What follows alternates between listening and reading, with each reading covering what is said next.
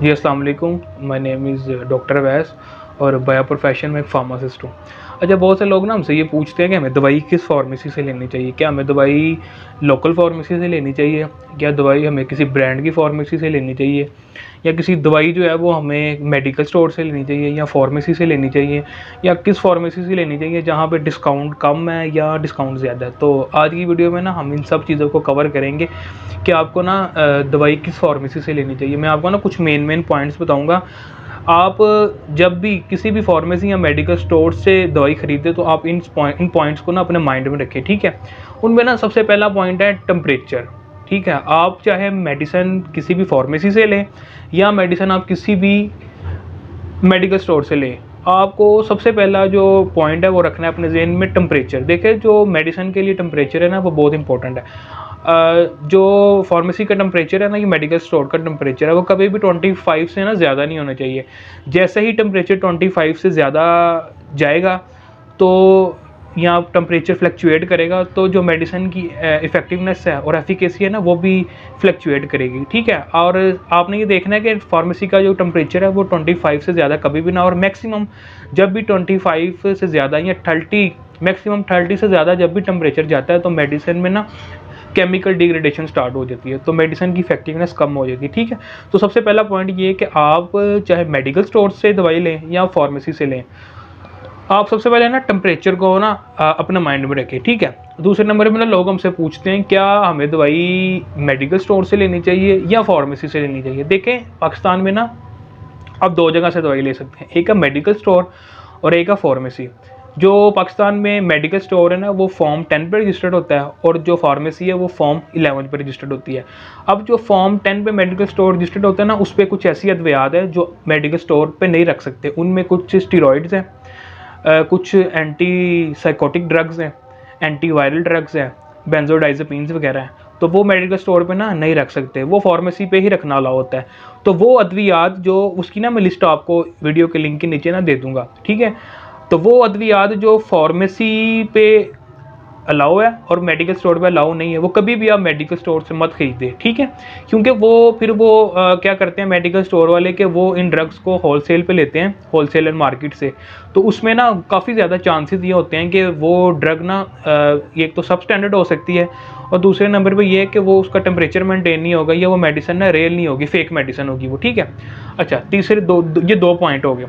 तीसरा पॉइंट, जब भी आप किसी भी फार्मेसी से दवाई लें ना, तो आप सबसे पहले ये देखें कि वो जो फार्मेसी है ना क्या वो रजिस्टर्ड है, ठीक है। उसके अलावा आप सबसे पहले देखें। अच्छा, लोग ना हमसे अक्सर ये भी सवाल पूछते हैं कि जो मेडिसिन डिस्काउंट पे मिलती है, मतलब कुछ फार्मेसीज वाले हैं ना पाकिस्तान में ना फार्मेसीज पे और मेडिकल स्टोर में ना डिस्काउंट की एक रेस है, कोई 8% दे रहा है, कोई 10% दे रहा है, कोई 12% दे रहा है। अब होता क्या है कि जब आप 10% या 8% से ज़्यादा फार्मेसीज वाले डिस्काउंट देते हैं ना, तो उन्हें ना कुछ स्टैंडर्ड्स को ना लो करना पड़ता है।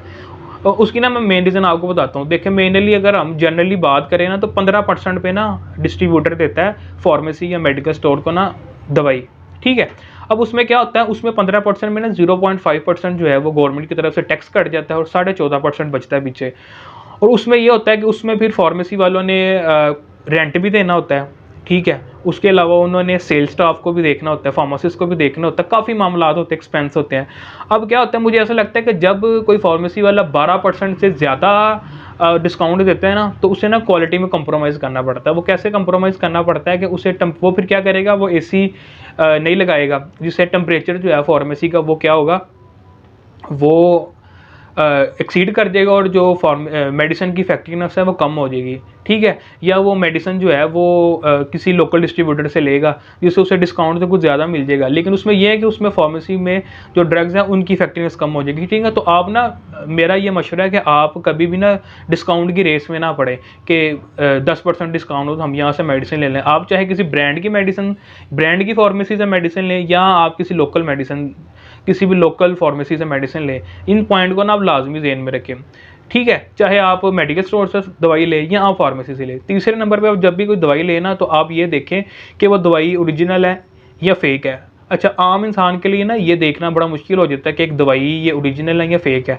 अब क्या हुआ है कि ना मोस्टली फार्मास्यूटिकल कंपनीज ने ना, जो ब्रांड की कंपनीज हैं, उन्होंने क्या किया है कि उन्होंने ना अपने पैक पे ना एक QR कोड जनरेट कर दिया।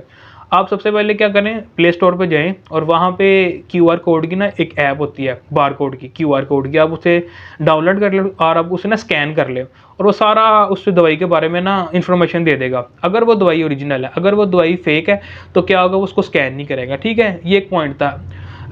दवाई को डिफ्रेंशिएट करना कि वो ओरिजिनल है या फेक है, इसके बारे में ना मैं एक डिटेल वीडियो बनाऊंगा।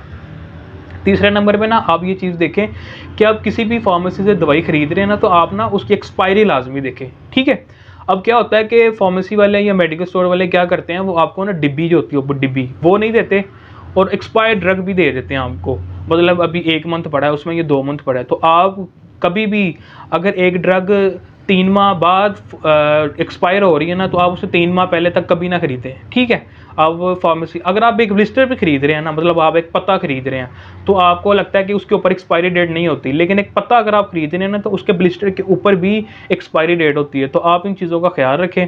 ठीक है, इसके बारे में मैं डिटेल एक वीडियो और बनाऊंगा कि जो फेक मेडिसिन है और रियल मेडिसिन है, हम उनमें कैसे डिफ्रेंशिएट कर सकते हैं। ठीक है, तो अगर आपको ये वीडियो अच्छी लगी है तो आप इस चैनल को लाइक, सब्सक्राइब और शेयर करें। Thank you. अल्लाह हाफिज़।